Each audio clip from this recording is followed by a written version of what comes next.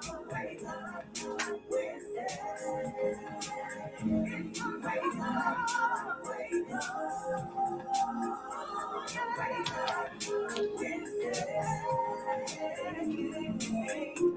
now here's your host, Greg James. Want to say good afternoon, and once again, welcome to the Greg James Community Show right here. That's right, on Hallelujah 95.3. Listen, I want to tell you to go ahead on the tag, share. For those of you on all of our virtual platforms, you tag, share, get your friends in, get everybody in, because we've got an exciting show on today. And for those of you who are listening throughout the various areas, we're excited to have you tuned in today. As always, we bring you, that's right, you know what I'm getting ready to say, some of the most informative, some of the most inspired, and definitely it's a show that's going to cause your conscience to be checked right here on Hallelujah 95.3. Want to say good afternoon to the conscious chick, Christique Henry. And as you always know, she is absolutely busy, and soon she'll be joining us real soon back into the studio. But in the meantime, so much is going on in and around our city. But certainly, let me say a big thank you to all of you who came out to support and celebrate the birthday celebration of myself that happened on Sunday. Big shout out to our church family for what they did, and certainly I'm appreciative to them. All of you on Facebook, your thank you notes, your prayers, your informative, inspirational message. I just want to say thank you to some of our elected officials who joined us on Sunday. Property appraiser Akeem Akiami, thank you so much for being with us. Judge Lee Marsh, Judge Jason Jones, Judge Kathy Garner, Commissioner Jeremy Matlow, thank you all so much for joining us for an amazing time at Life Church International Center. Big thank you. And not only was it an amazing time, but it was the Sunday in which the book release took place. The new book that I have out is called Desensitized, and I released that on Sunday. Well, I tell you what, let's get ready for an exciting and a informative show on today. We're going to be talking to Talithia Edwards, who is the candidate for City Commission Seat 3. Also, we're going to be talking with Bryce Barnes, who is a candidate for U.S. Congress. So listen, keep your radios locked right here, 95.3. Before I dive into the conversation, I guess I better get a little music going so that I can get you ready for what we are about to talk to.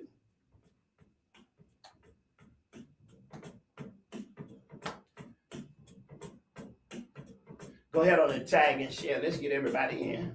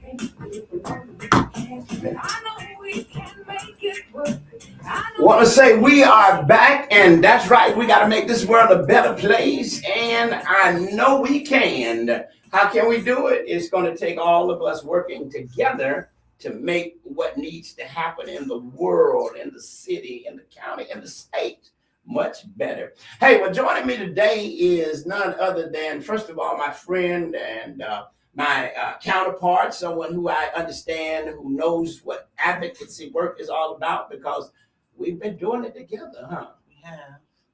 Yeah, long time. And you know what's so amazing? Today is a day that I get a chance to interview you as a candidate. Normally, when you're on the show, we're talking about what things that are happening in the community. We're talking about some of the work that you're doing.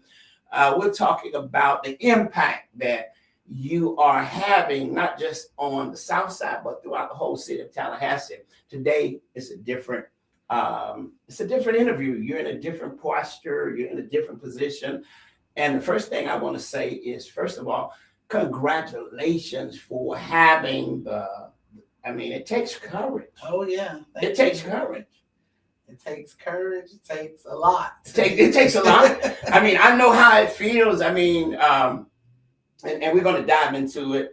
Everybody's tuned in. Everybody's excited about this interview. Everybody's excited to hear for the first time me talk to you as a candidate, but it definitely takes courage. I remember when I was running for office, I remember the kind of support that you gave to me. I remember the calls. I remember the prayers. Yeah. So you now are in that position.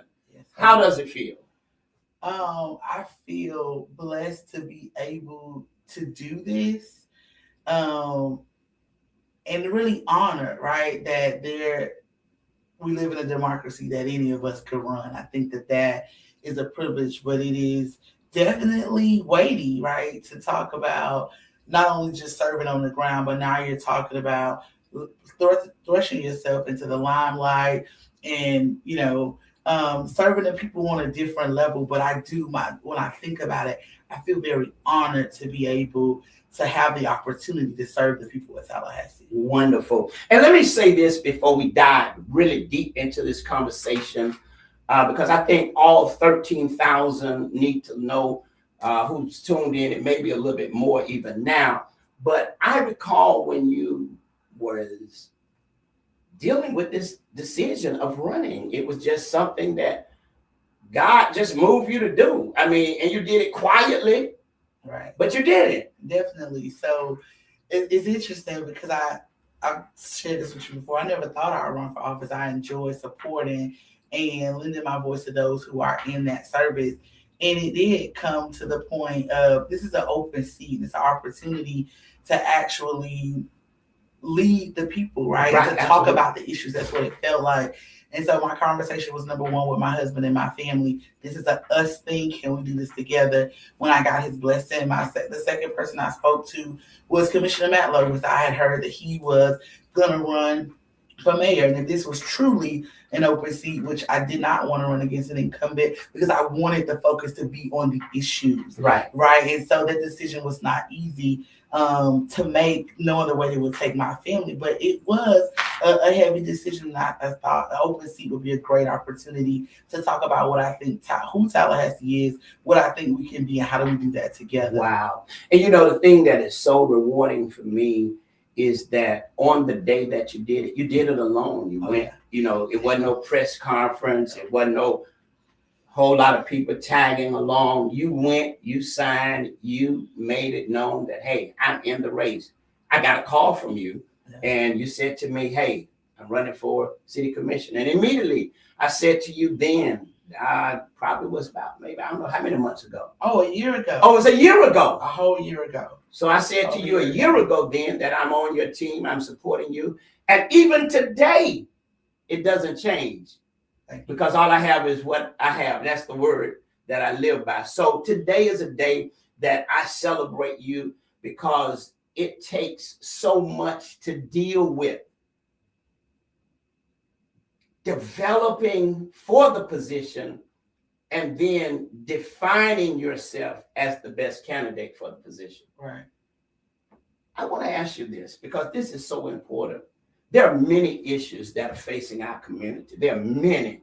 And for the most part, you've been in the trenches. I mean, you being a person who's on the ground, you being a person who people call, you being a person who is speaking at city, county, you've been a person on a state level, on a national level. You've been on all the levels. Yeah. When you look at the many issues that's facing our community now, what do you feel like for you vying for the seat of city commissioner? What are the top 3 things that you feel you bring to the table? Yeah, so the issues, when we talk about the issues, I think I bring a wealth of things, but the issues is understanding affordability, right?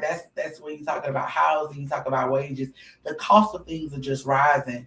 So the affordability cost, economic opportunity, not just economic development, Pastor Greg, but economic opportunity for everyone. Can I find a living wage paying job? Can I start a business if I want to start a business? Can I plan a business in this city? Can I grow a business in this city? All of those things. Quality of life, that's a big issue when you think about, regardless of what side of town you live on. Do I have safe neighborhoods, green spaces?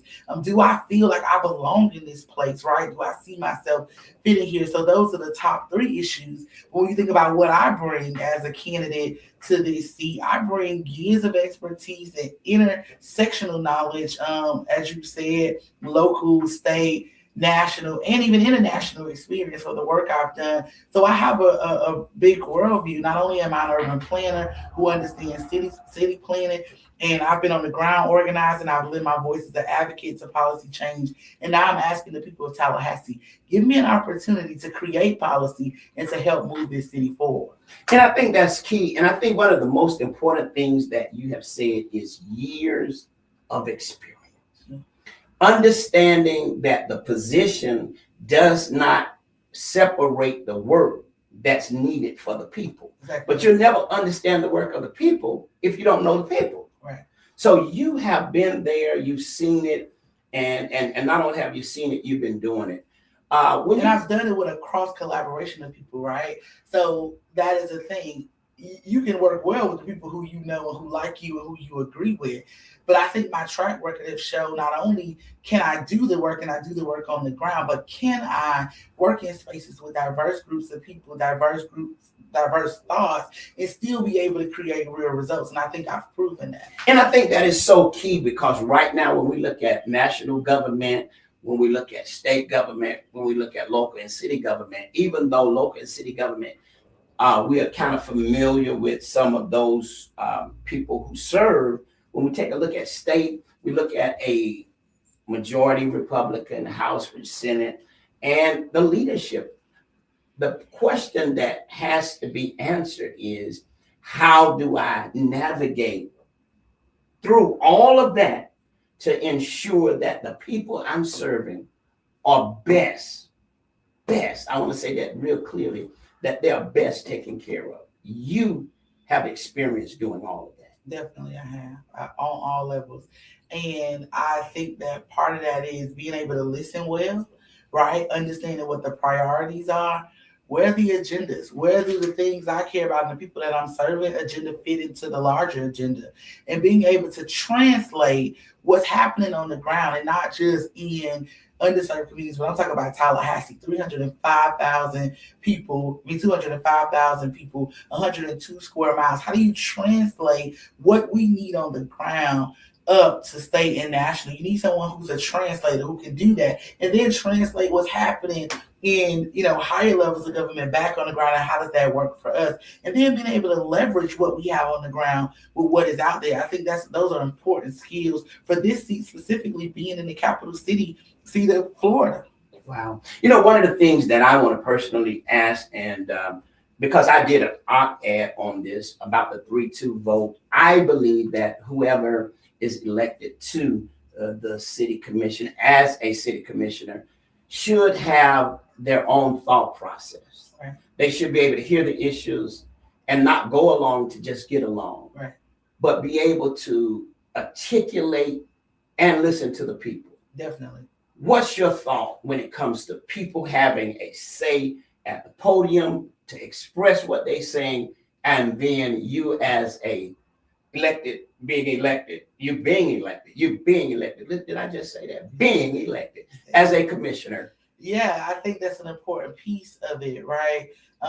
When you think about, I've been tied to this whole 3-2 from the beginning, and it's really crazy to me. I've said it in a previous interview. I'm not a 3, I'm not a 2, I'm a 1. I always have been a 1. I speak from my heart, my mind, my convictions, and from gathering facts and information. I'm a pretty smart woman in that, and I know that that's a big concern.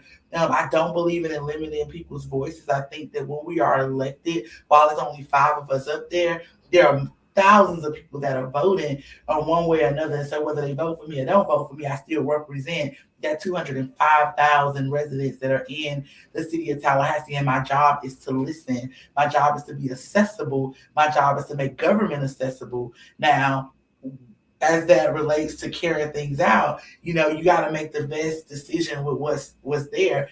I don't like the ties through to this kind of 3-2. I said it in the interview, kind of came off the top of my head so fast. I don't understand with the work I've done in community and lending my voice to multiple issues in this community. Why am I not endorsed by the 5? Right, those who currently serve there, because I've worked with and shown myself to be a collaborator and a person that brings people together. And so that was just kind of anomaly to me being in this open seat, that it was shifting that way. And I hope that the people realize they want a one that's going to be open-minded, that's going to lead with integrity, that's going to be fair. My track record shows that, right? And I don't plan to change who I am. When I'm in the seat, I plan to lead that same way. Wow, that's important. And I think it's so important because one of the things that the community looks at and looks for is that voice that's going to be clear, that voice that's going to be honest, and that voice that's going to keep the people in mind. And, when we look at what we've seen in the past, conversations we're tired of the same old thing. Right. When it comes to transparency and when it comes to accountability in the city, when you are elected, what's your plans when it comes to those 2 areas that are much talked about throughout this community? Yeah, specifically transparency. Oh, definitely transparency. I think that's the key. You heard me say before, we got to move at the speed of trust, right?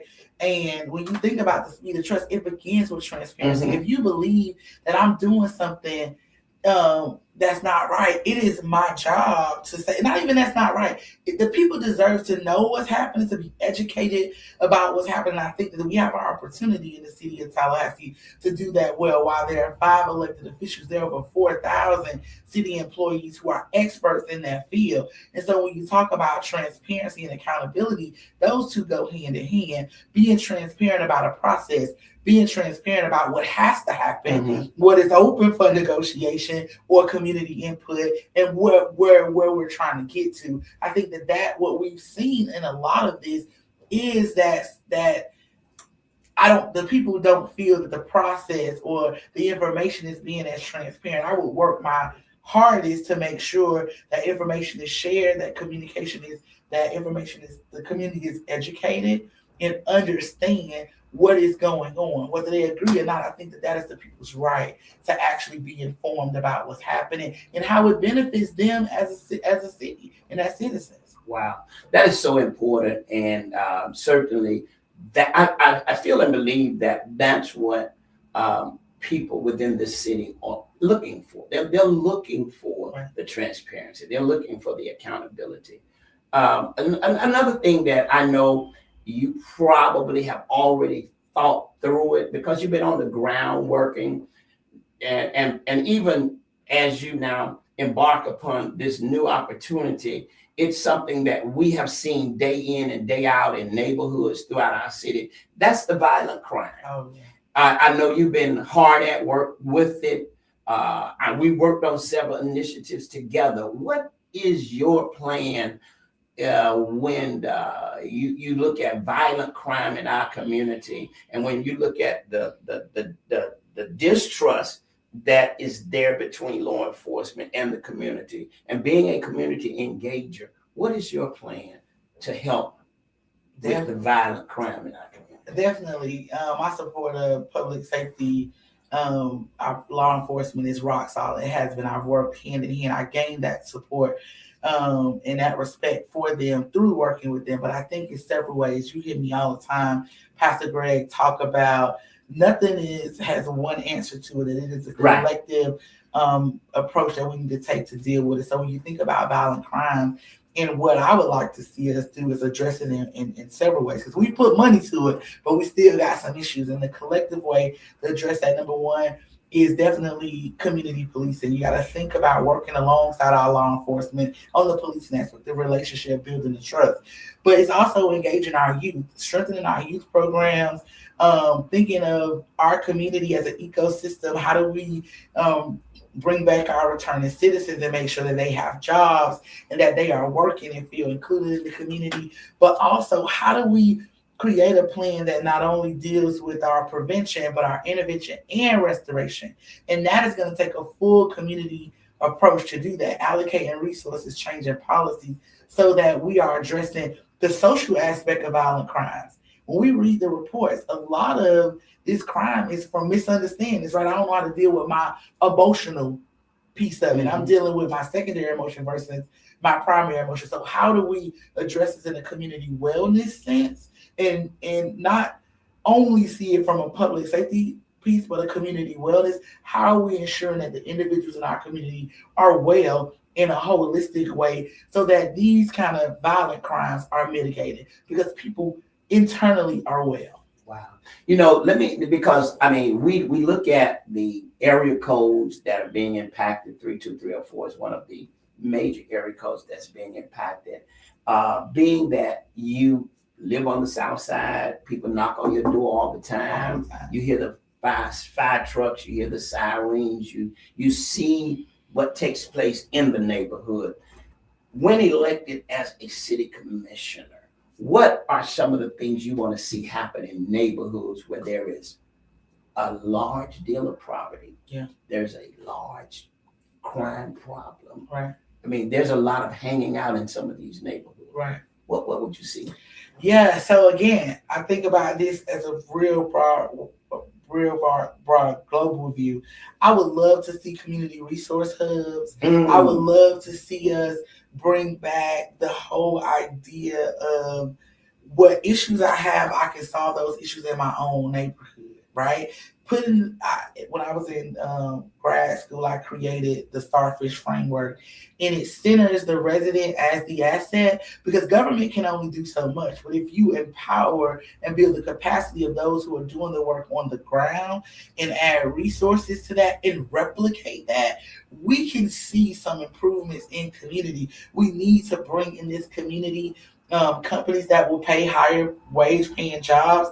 We need to do some infill, right, into communities where we have city-owned land, so that we not only talk about affordable housing in the sense of, can I own a home? Because many of us own a home, but can we have affordable rentals? When I talk about that, people say, I don't want the character of my neighborhood to change. I understand that as well, because you can build multifamily that has the character of where you are. But we got to begin to think of these problem-solving tools in multidimensional ways, not just one problem at a time. We have to be able to create a full vision and attack multiple things at the same time while leveraging those resources. And I promise you, we'll begin to see some change. But we do one thing at a time, and we understand that population and system change takes 10 to 20 years to happen. So we wonder why we're talking about some of the same things, because think about it. Population and system change takes 10 to 20 years because we're attacking one issue at a time. We really need to begin to look at multiple issues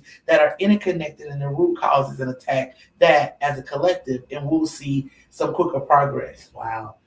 You just said the keyword root causes. Let's look at the root causes, and we're going to see the progress we need. Well, listen, let me ask you this, because I know we are kind of like, we're running out of time, but I know you're never out of solutions. What has been one of the hardest things that you've had to deal with during this campaign journey as a first-time person, just like myself, running for an office, but yet have already been working the office without the pay, without anything, just been working it? Because it being elected, you now become a public servant, right? And servant are people who serve, right? And you already been serving in the public. Without the title. Without the title. Yeah. So this journey, becomes very difficult. Right. What's one of the most difficult moments? It's been a recent difficult moment, but one of the most difficult things is having to retell the story of the work, right, while currently running. And in the last week, many people may have heard one of the most difficult moments is being personally attacked, right? And having for this entire year have my campaign, Pastor Greg, focused on the issues.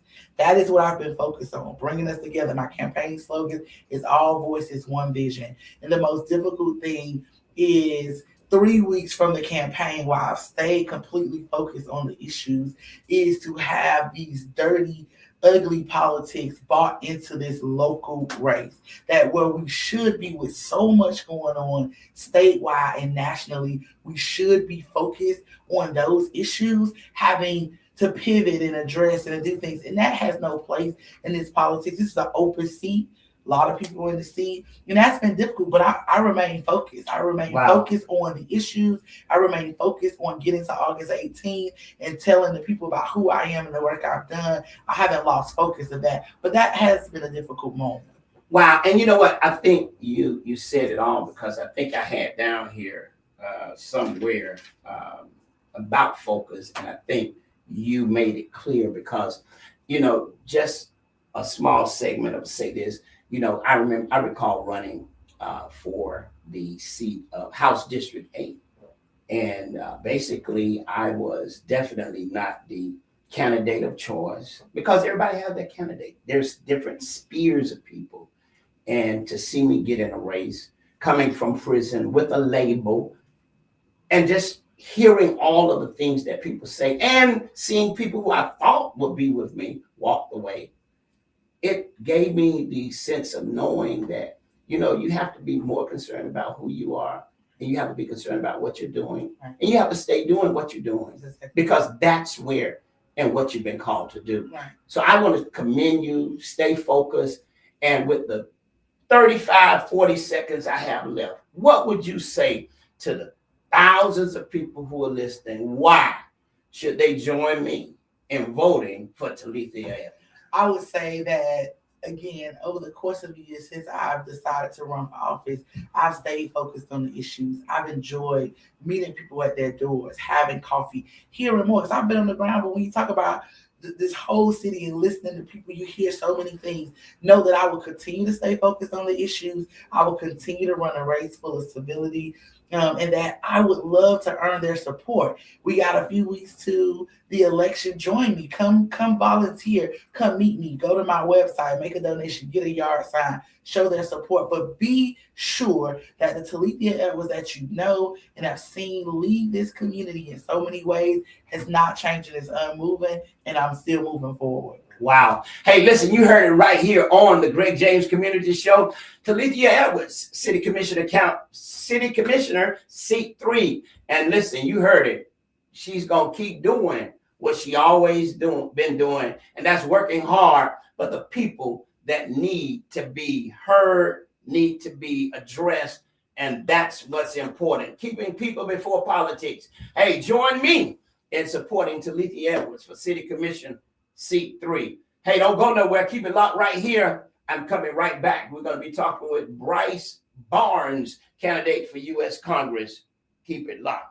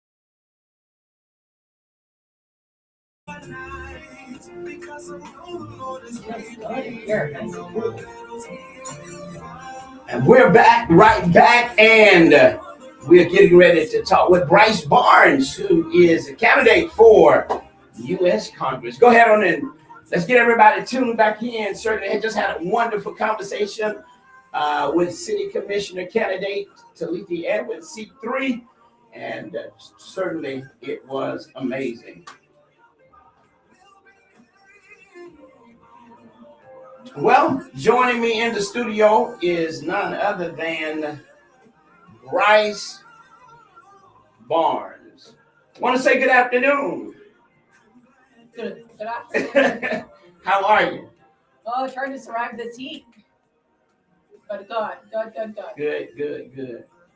All right. Well, listen, I'm excited to have you in on today, and certainly it's a race that has about 4 candidates in. And I want to talk a little bit because I want to get our audience to really know who Bryce Barnes is. I want to really get them to know who you are. So let's get started. So who is Bryce Barnes? Let's get that done. Yeah. So I am a mom of 3. I've got 3 kids. I got 2 here at Leon High School. And I've raised all 3 of my children here. I have gotten very involved in advocacy work over my time. And in 2007, started campaigning and organizing for President Barack Obama as he campaigned on the Affordable Care Act, and really kind of got my feet wet in advocacy doing that. And then, I grew up in a house of people that my sister was born with cerebral palsy, and she was bound to a wheelchair and nonverbal and non-ambulatory. And she was born in the 70s. And so I kind of watched my parents champion putting her through public school education, fighting to give her the opportunities that now so many can deserve with people with disabilities, but really sort of creating curriculums around the ESC program and what it looks like to mainstream someone that disabled. And then I also saw them grapple with the healthcare system, and mainly insurance companies that would deny her healthcare claims or refuse to cover her wheelchair every year. And that really led me to want to get involved professionally and throughout my life of advocacy. Here in Tallahassee, I've had the privilege to be able to build Independence Landing, which is an affordable housing community for people with disabilities. And we're now open for the last 2 years and have 58 residents there. And I was fortunate enough to become president, oversee the building and the funding, and then the staffing up and the moving in of the residents, and now sort of turn that over to full-time staff there, and a new president.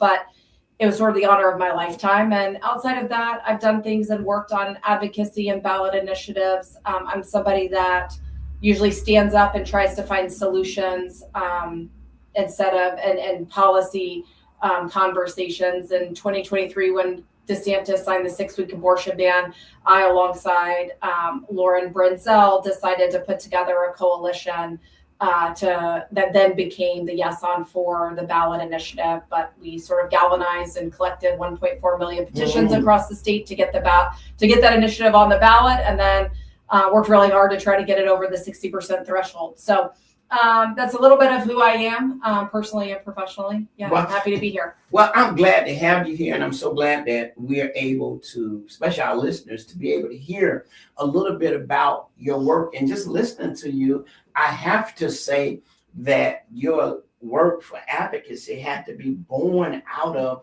some pain that you saw. And certainly the hearing about, what took place in the family, you now begin to fight. And you now begin to see the importance of having a voice. Yeah.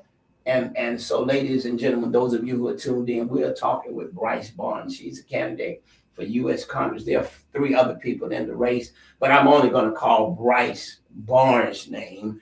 Okay. So now let's look at this, and I want you to think about what I'm about to ask you, and I want you to we increased our numbers. We're at about 14,000 people listening. I want to ask you this.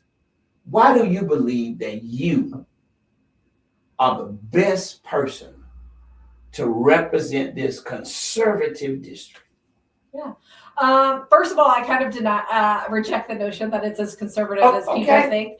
I like, in order, people like to go back and look at the presidential numbers and see how much it went for Trump, but the math of how you get there means a lot of Democrats had to vote for Trump instead of Kamala Harris. And I think traveling the 16 counties, I've realized that I think Democrats are not going to be willing to do that. And I also think Republicans are actually looking at people who bring policies to the table that help their families. And I think for me, that's exactly what I do. I've been a bridge builder. I've been able to cross lines.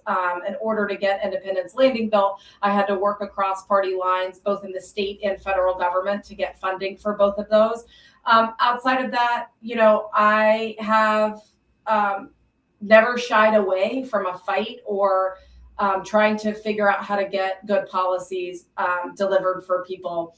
And I believe that I'm the best person suited to be able to go do that and represent the 16 counties, be able to deliver a pretty good Democratic agenda. I think the Democrats are going to hold the House after this cycle and probably take back the Senate.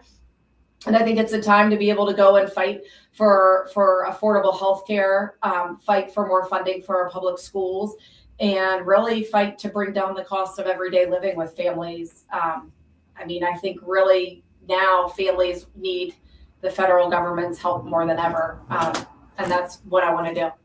Wow. Listen, traveling the 16 counties, being a first-time candidate, how do you feel that you have been moving through these counties, earning voters' support?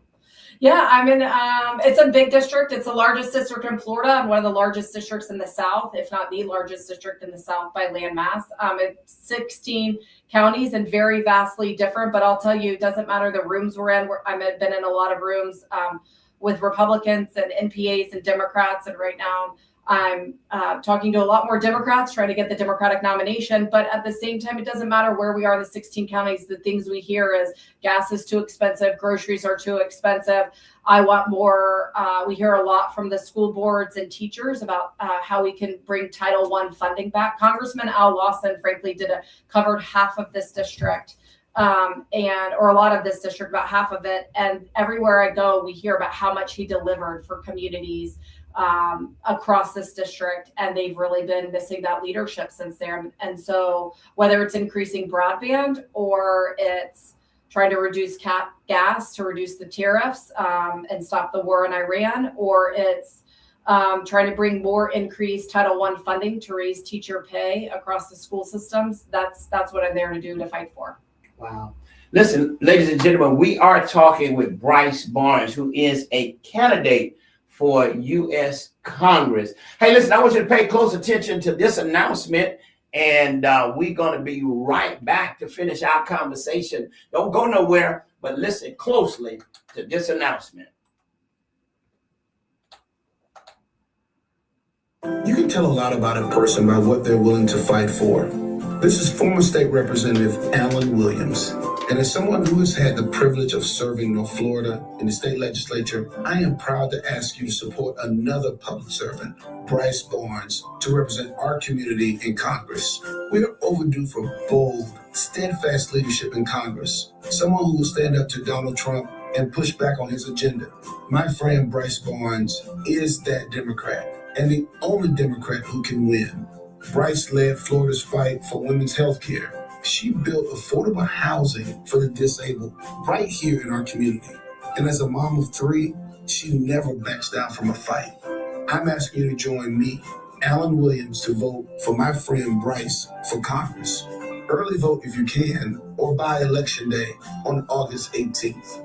I'm Bryce Barnes, candidate for Congress, and I approve this message. Paid for by Bryce Barnes for Florida. Wow. Hey, listen. What an amazing moment. Former state representative Alan Williams. Wow. So listen, we know that Congress is deeply divided. How are you going to work to get through the divide to share your political views? I wouldn't have said that until I heard Alan said, we know Bryce will fight. So how are you going to do that? I think we've got to, right? We've got to, I think we're at a moment in time in history where people, especially across these 16 counties, are looking for someone to show up to fight for them. And I think that's not only, figuring out how to find consensus with, I think the Democratic Party will be in the majority at the end of this, and there's a large spectrum and how we're gonna build that bridge with inside the party, but also, probably realistically have to work with Republicans as well to get kind of a vast agenda done. And I think a lot of that starts with, not only how do we handle affordable health care, which I hear across this district more than anything. Outside of Tallahassee, we have plenty of communities where pediatricians are closing their doors, where some of the rural urgent centers and rural hospitals are with the Medicaid cuts, or their funding has decreased. They're talking about shutting their doors. And so I think we've got to really stabilize a lot of the rural counties. But at the same time, we got to go back and fight at this moment in time where we'll have the House and the Senate. We've got to fight for our democracy, right? We got to fight for voting rights. And I've had the pleasure to be able to campaign alongside Senator Warnock in Georgia a couple times in the southern parts of Georgia when he's come through. And I'd love to be able to help in the House usher through extensive voting rights alongside him, whether it's dealing with the redistricting and these states that did mid-decade redistricting and are reinstating the John Lewis Voting Rights Act. I think these are like critical to the fabric of our democracy as we go forward. And we've got to start to get to work in January, and really, I think that those things, is my hope, will bring the party back together on the Democratic side, but also set forward an ability to work with everyone. Well, let me ask you this, because it's a major undertaking that you have embarked upon, and as you made it clear that it is the largest district throughout the state. As you go throughout this district, what are some of the solutions that you are telling voters in different districts that you're bringing based on your own personal background and your own work experience in the nonprofit world? This district, healthcare has hit it harder than probably any other district. We've got about 130,000 people that have received Medicaid cuts that are starting now between December. So first, on day one, I want to reinstate those Medicaid funding and cuts. Outside of that, I think we got to look at a larger package when it comes to healthcare. How do we lower prescription drug bills? How do we get some sort of universal Medicare for all or single payer model? I don't care what party you come from. That's the one thing I hear across the board, that people want affordable healthcare and they want it accessible. And so I think, we've got to go back and put a package as bold as what the Affordable Care Act was in 2008, 12 years, almost, what is that, almost 2 decades later. And then I think the second thing I hear is one of the largest employers across this district outside of the medical field is teachers, right? Is our educational system, and they're the lowest paid in the state. From a federal government's perspective, I can work to reinstate the Department of Education to be a standalone entity. And I would want to do that on day one as well as fight for Title I funding to come into our schools. In the past, we've seen people like Congressman Al Lawson fight to increase teacher pay using those Title I funds as incentives to get and recruit teachers in those schools. And so I know we can raise teacher pay that way and not have to rely so much on whoever is governor in the local level. And this district has a lot of Title I schools across it. So I know that would be a huge help. And then 3, it's protecting our democracy yet again, and voting rights and redistricting, and making sure that we're holding people accountable, especially the president, that they can't do these things. They can't politically try to gerrymander a map to try to win the House, because they can't win on their own, because they've caused this affordability crisis. Well, I think what you're saying is definitely so important to those who are listeners. And I just had somebody to send me a question they wanted to know, and this person is a veteran. What's your stance on what's happening with veterans, and what will you do to implement policies or procedure that will help veteran and military families in the district? Yeah, I think one of the pieces of work that I've done, including affordable housing for people with disabilities, and that was mainly for people with intellectual and developmental disabilities, the community I built. But it has ingrained me to look at all of our populations, including veterans and including seniors, and how we can work for them. And I think day one, we've just passed a pretty very bipartisan, and again, Senator Warnock in Georgia championed it, housing package, the largest housing package we've ever seen come out of Congress recently. But I don't think it goes far enough. It talks a lot about things to be built and not a lot what we can be doing now. I think in terms of veterans, we've got to build more affordable housing, more housing options for veterans. We've got to tackle mental health illness. We've got to fund the VA a lot more, so we decrease the wait times. But we can't give up. And I think that we have a role to be able to support our veterans, and the same things I've done with people with disabilities, I look to be able to implement those unique models and forward thinking for the veterans and for seniors. Wow. One of the things that I know, I'm just listening to you, I can hear you're very passionate about healthcare. You're very passionate about children with disabilities. When it comes to Social Security, and we look at what's happening from the national level, what are your thoughts on strengthening the model for Social Security?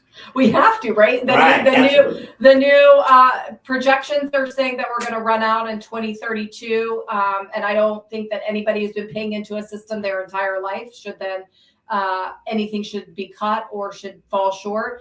I think we've got to essentially what they call scrap the cap as well, and we've got to continue to support our seniors and Social Security.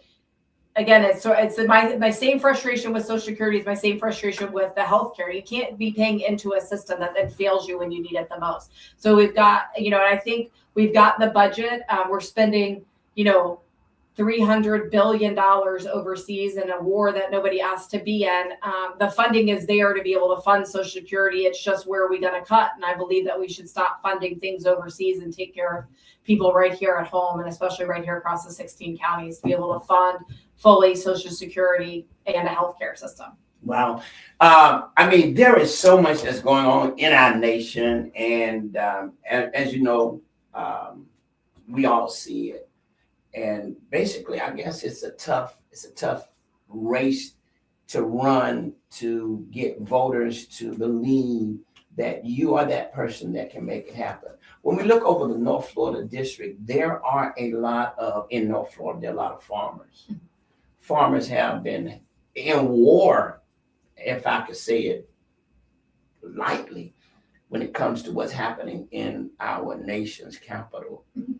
What plan would you say? I got a young man who's in Gretna. He's listening to the broadcast now. As a matter of fact, he's running for county commissioner. He's a farmer. What would you say your role when it comes to working to help farmers throughout this district? Yeah, this district has, I think, probably, if not the largest, one of the largest number of farmers. Absolutely. The last estimates I saw was about 8,000 farmers and farming communities across this district. First of all, we've got to pass a farm bill, an updated farm bill for sure, to be able to protect farmers. We've got to, as I've gone across and talked to different constituencies, some of the things I've learned is that the amount of capital that is out there for certain types of farmers and not others. We've got to start to figure out that. But yeah, we've got to start putting, everywhere from the workforce that is working for our farmers, and then how do we get more money into our farmers' pockets? Because as the grocery store prices go up at the grocery store, the farmers are not seeing any of that. They're sort of capped, and their profitability is not there. So I think we've got to put an incentive package and a farming package to stabilize our farmers, especially right here in this district. This district was a very visible district with the I would say with Congressman Lawson. He was very visible throughout the district, very accessible. How can you ensure the voters of this district that they will have that access and they will have that visibility of you, and that special interest groups would not be able to lock you in? Yeah. I think one of the things I've loved most about campaigning across the 16 counties is connecting with everybody in the counties. And the one thing I continue to learn is everyone talks about how great Congressman Lawson was at that, and how nobody has seen Congressman Neil Dunn in the decade that he's served, almost the decade that he served. And so my commitment has been everywhere. I want to be in the district. I'd like to be everywhere. I want to set up offices across this district, not just here in Tallahassee or in Panama City, but we want to have constituent services and people on staff to help with facilitating federal funds in Jackson County and Gulf County and Franklin County and Wakulla and Taylor and Lafayette and Jefferson and Madison. And Calhoun and Holmes. It's an extensive district, and so we want to be everywhere when we can't. My commitment is to be able to have a robust district staff that does that, and then we've made a commitment to be able to hold and be accessible in town hall style forums. Once we're elected, we've been traveling the district and doing a lot of that now in every county, but that commitment won't end after the campaign either. We want to hear directly from the voters.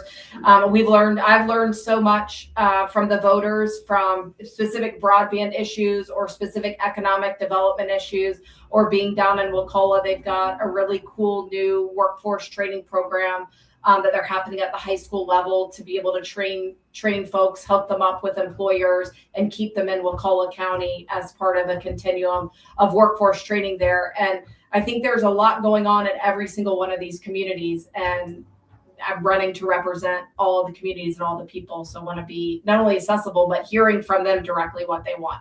Wow. It looks like, just listening to you and hearing you, someone is saying that trust is important. And hearing you, I hear your heart. I hear that people and the needs of people is at the forefront of everything that you have been working for in your own life. And that's something that you will continue. This is what I want to say to you and ask of you. When it comes down to being elected to Congress, when it comes down to looking at the public and looking at law enforcement and looking at how law enforcement from the national level has really, really, really caused a major unrest in our community, especially with ICE. What are your thoughts on a solution to bringing some type of rest and some type of trust back into the people of our community when it comes to law enforcement? First of all, I love how you framed that. You're the first person to frame it like that, so I appreciate that. Thank you. I think that is exactly the problem, is that we have there's a huge distrust out there, right? It doesn't matter. I mean, I don't like going into the parking lot and getting my Starbucks and seeing immigration trucks there, right? And that shouldn't be. It has no place here in Tallahassee. It doesn't have a place here across the 16 counties. And I really do think that we've got to tackle what ICE and Immigration Customs looks like going forward.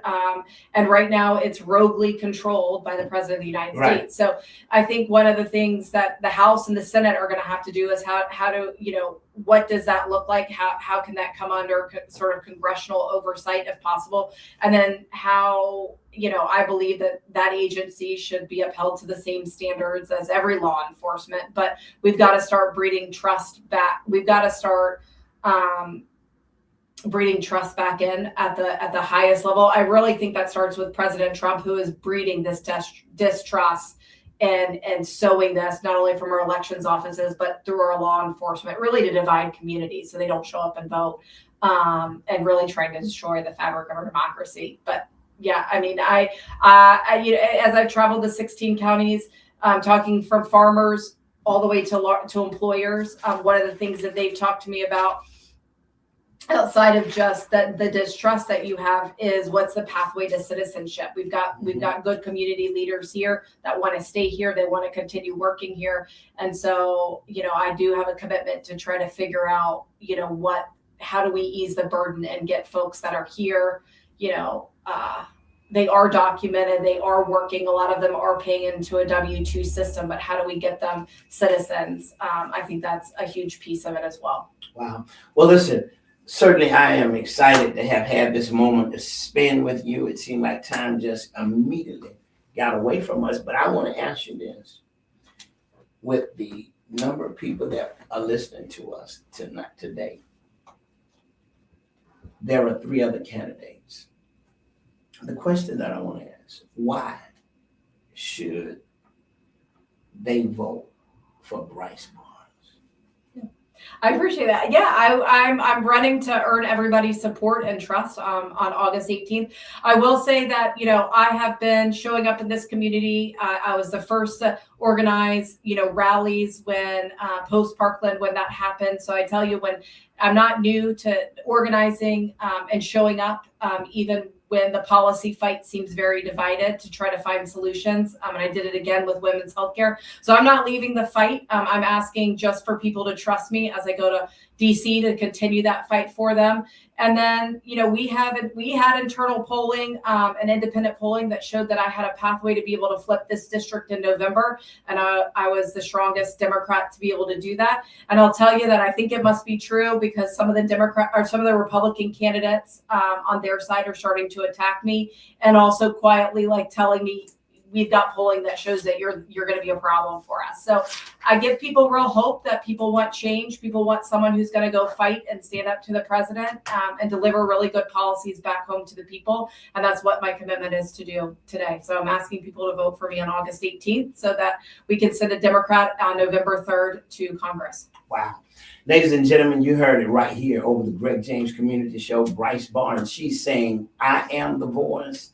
I am the person who has the vision and the vitality that is needed to make your district well represented. It's Bryce Barnes, August 18th. You should be voting Bryce. Listen, keep it locked right here. Don't go nowhere. Listen, don't forget now, my new book is out. That's right. It's Desensitized. You want to make sure you get a copy of it. And in order to do that, just go ahead on and DM me real quick, and we're going to make that happen. Until then, Bryce, listen, I want to say move forward. I want to say make it happen, and good luck, and hoping and praying that maybe we'll get a chance to squeeze you back in before August 18th. With that being said, it's another wonderful day in the city of Tallahassee. Hey, look, stay warm, because I understand it's getting ready to get hot. And you want to make sure you stay cool. Until next week, you'll be blessed. Hey, Tallahassee, Louisiana. This is